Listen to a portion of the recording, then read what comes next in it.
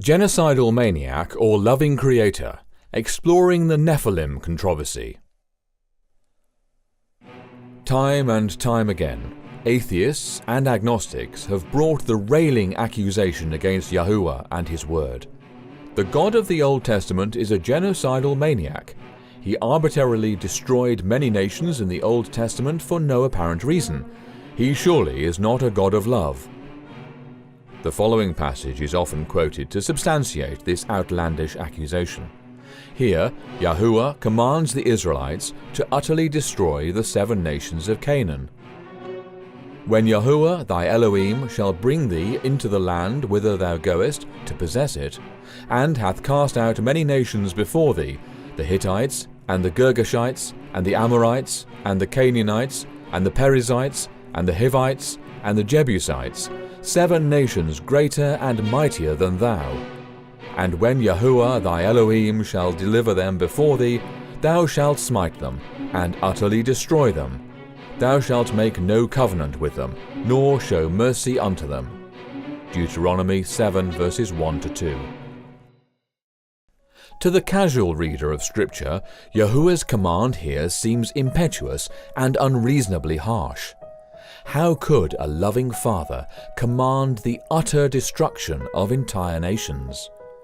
Scripture states clearly that the Canaanites' infectious idolatry was an underlying reason, but there is more here than meets the eye. To understand the bigger picture, we must back up to the days of Noah. Genesis chapter 6 holds the key. And it came to pass, when men began to multiply on the face of the earth, and daughters were born unto them, that the sons of Elohim saw the daughters of men that they were fair, and they took them wives of all which they chose. There were giants in the earth in those days, and also after that, when the sons of Elohim came in unto the daughters of men, and they bare children to them, the same became mighty men which were of old, men of renown. Genesis chapter 6, verses 1-2 and verse 4. The true meaning of this passage has long been buried, and is often overlooked by scholars and Bible students alike. To unlock the meaning of this passage, we must first determine who the sons of Elohim are. Sons of Elohim in the Hebrew is B'nai Ha-Elohim. This phrase is found in only 3 other passages in the Old Testament. All 3 of these occurrences are in the book of Job. Now there was a day when the sons of Elohim came to present themselves before Yahuwah, and Satan came also among them. Job chapter 1 verse 6. Again there was a day when the sons of Elohim came to present themselves before Yahuwah, and Satan came also among them to present himself before Yahuwah.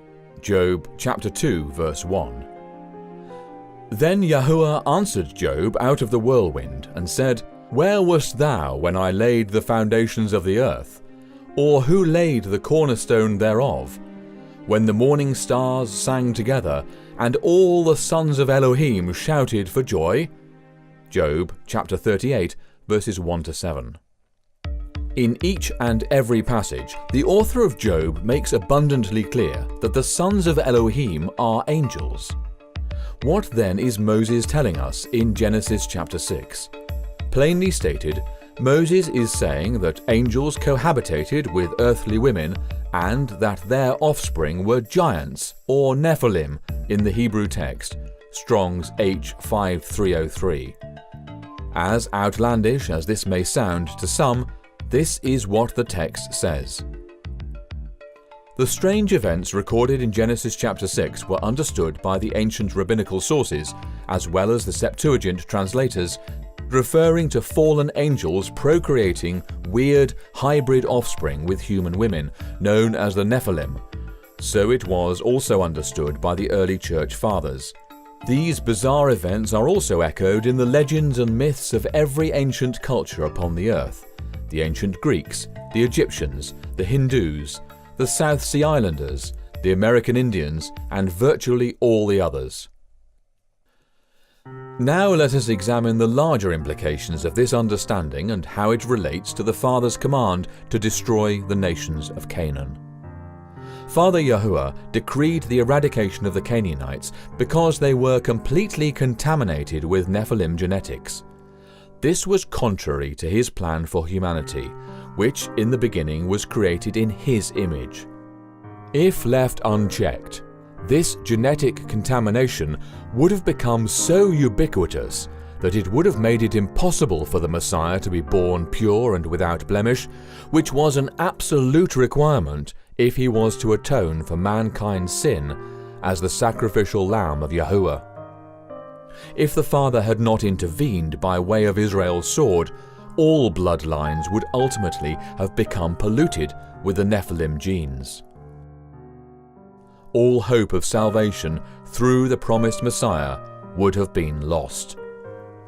Because Scripture does not mention a second instance of angels cohabitating with women, and because the Nephilim resurfaced after the flood, it must be deduced that the Nephilim genetics somehow survived the flood. All things considered, it was most likely Noah's sons' wives who carried the Nephilim genes and passed them on to some of their offspring. While this proposition might come as a shock to many, it is the most reasonable deduction based on the chronology of Genesis 6 and the details of the post-flood record. Let us examine the order of events validating these conclusions. 1. Fallen angels mate with earthly women. And it came to pass, when men began to multiply on the face of the earth, and daughters were born unto them, that the sons of Elohim, angels, saw the daughters of men that they were fair, and they took them wives of all which they chose. And Yahuwah said, My spirit shall not always strive with man, for that he also is flesh, yet his days shall be 120 years. There were giants, Nephilim, in the earth in those days, and also after that, when the sons of Elohim, angels, came in unto the daughters of men, and they bare children to them. The same became mighty men which were of old, men of renown. Genesis chapter 6, verses 1-4. 2. As a consequence of the angelic incursion mentioned in Genesis 6, verses 1-4, man's heart becomes inexorably entrenched in evil thoughts. And Elohim saw that the wickedness of man was great in the earth, and that every imagination of the thoughts of his heart was only evil continually. And it repented Yahuwah that he had made man on the earth, and it grieved him at his heart. Genesis 6, verses 5-6. 3. Yahuwah says that he will have to destroy man from the face of the earth. And Yahuwah said, I will destroy man whom I have created from the face of the earth, both man and beast, and the creeping thing and the fowls of the air, for it repenteth me that I have made them. Genesis 6, verse 7. 4. Noah is said to be genetically pure. But Noah found grace in the eyes of Yahuwah. These are the generations of Noah. Noah was a just man and perfect in his generations, and Noah walked with Elohim. Genesis 6, verses 8-9. The word translated as perfect in this passage is tamim, Strong's H 8549. In context, this word appears to be a reference not just to Noah's conduct, but to his genetic purity. The Passover lamb and the red heifer, for example, were to be tamim, without physical blemishes, as were all sin offerings. See Exodus chapter 12 verse 5, Numbers chapter 19 verse 2, and Leviticus chapter 4 verse 3. 5. Noah begat 3 genetically pure sons. And Noah begat 3 sons, Shem, Ham, and Japheth. Genesis chapter 6 verse 10. According to the book of Yasher, Noah took one of Enoch's daughters as a wife. Noah went and took a wife, and he chose Naamah, the daughter of Enoch, and she was 580 years old, and Noah was 498 years old when he took Naamah for a wife. Yasher chapter 5, verses 15-16. Given Enoch's unassailably righteous track record, it is reasonable to conclude that Noah's wife, Enoch's daughter, was genetically pure, and consequently so were Noah's sons. 6. It is stated that the earth and all flesh had become corrupted. The earth also was corrupt before Elohim, and the earth was filled with violence. And Elohim looked upon the earth, and behold, it was corrupt, for all flesh had corrupted his way upon the earth. Genesis chapter 6 verses 11 to 12. 7. Yahuwah says he will destroy all flesh. And Elohim said unto Noah, The end of all flesh is come before me, for the earth is filled with violence through them. And behold, I will destroy them with the earth. Genesis chapter 6 verse 13. 8. Noah is instructed to build an ark. Make thee an ark of gopher wood. Rooms shalt thou make in the ark, and shalt pitch it within and without with pitch. And behold, I, even I, do bring a flood of waters upon the earth, to destroy all flesh, wherein is the breath of life from under heaven, and everything that is in the earth shall die. Genesis chapter 6 verses 14 to 17. 9. Scripture mentions Noah's sons' wives for the first time. But with thee I will establish my covenant, and thou shalt come into the ark, thou, and thy sons, and thy wife, and thy sons' wives with thee. Genesis chapter 6 verse 18. It is critically important to note here that Moses makes no mention of Noah's sons' wives until after it is clearly established that all flesh had become corrupted. Yahuwah says that he will destroy all flesh. Noah is instructed to build an ark. This strongly suggests that Noah's sons' wives were not genetically pure. They were likely carrying at least a trace of the Nephilim gene. This is evidenced by the following facts. The giants re-emerged after the flood without a second angelic incursion. Noah was genetically pure, and the contextual evidence suggests that his sons were also. There was no mention of the wives until after it was stated that all flesh had become corrupted. The book of Yasher corroborates this understanding by telling us that the wives were not chosen until after the ark was built. See Yasher chapter 5 verses 33 to 35. 10. Yahuwah floods the earth. And every living substance was destroyed which was upon the face of the ground, both man and cattle, and the creeping things, and the fowl of the heaven, and they were destroyed from the earth. And Noah only remained alive, and they that were with him in the ark. And the waters prevailed upon the earth 150 days. Genesis chapter 7 verses 23 to 24.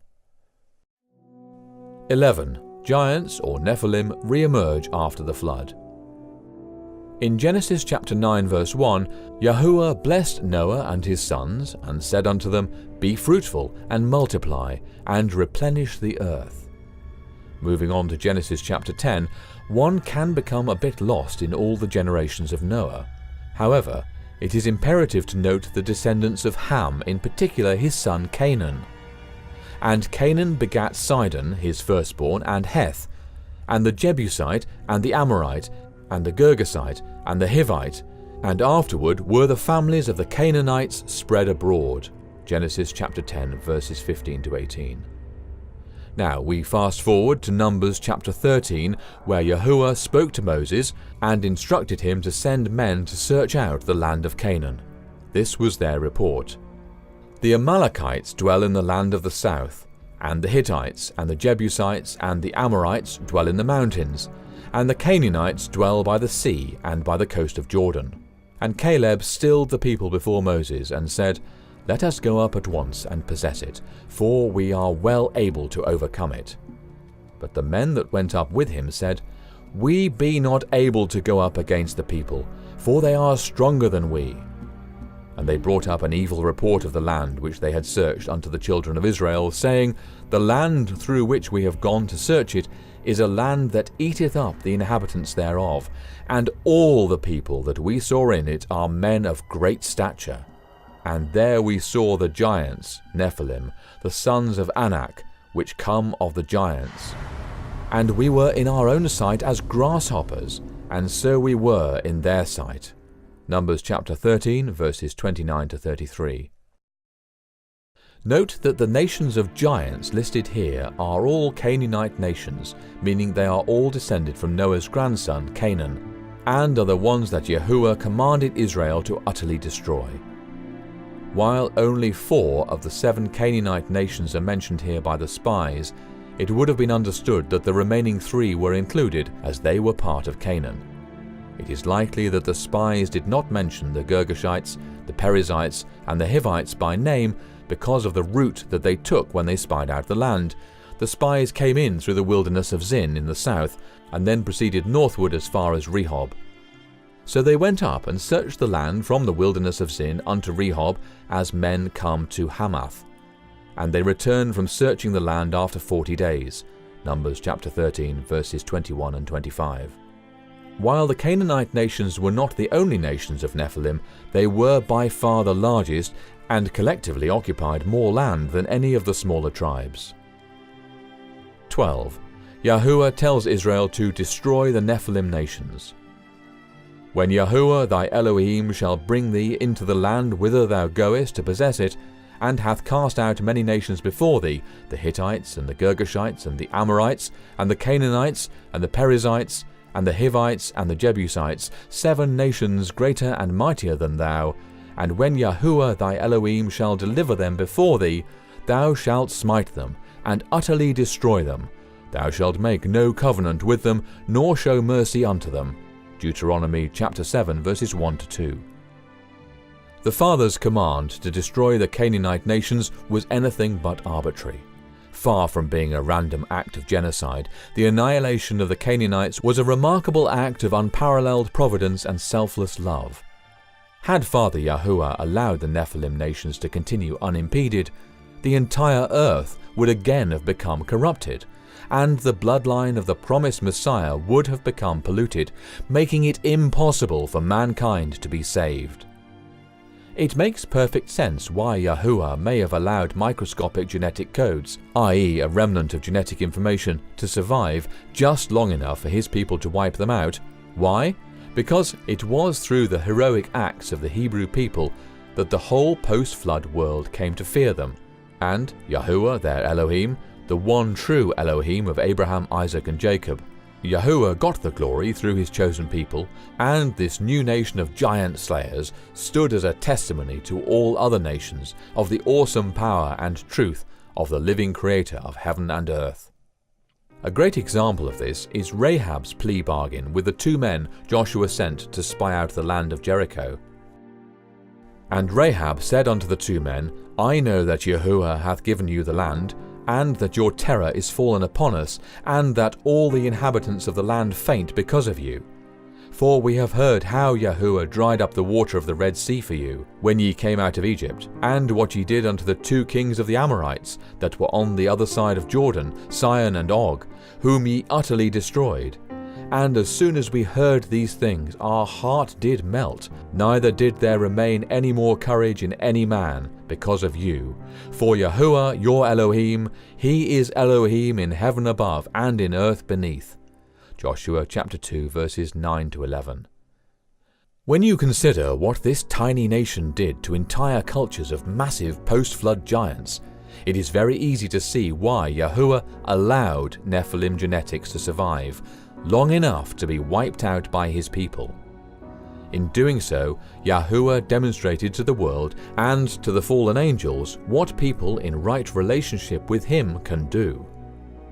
If Scripture is allowed to be its own interpreter, then the sons of Elohim, mentioned in Genesis 6, were fallen angels that left their heavenly estate to procreate with human women in an attempt to prevent the birth of the promised Messiah. This unholy union resulted in the rise of the Nephilim and was the catalyst for both the Great Flood and Yahuwah's command to destroy the post-flood Canaanites. Father Yahuwah's name is thus vindicated, and the atheistic claim that he is a genocidal maniac is exposed for the egregious lie that it is. Yahuwah's long-suffering love for his creation surely knows no bounds. praise his matchless name now and forever. He who knows the end from the beginning is just and righteous in all his ways.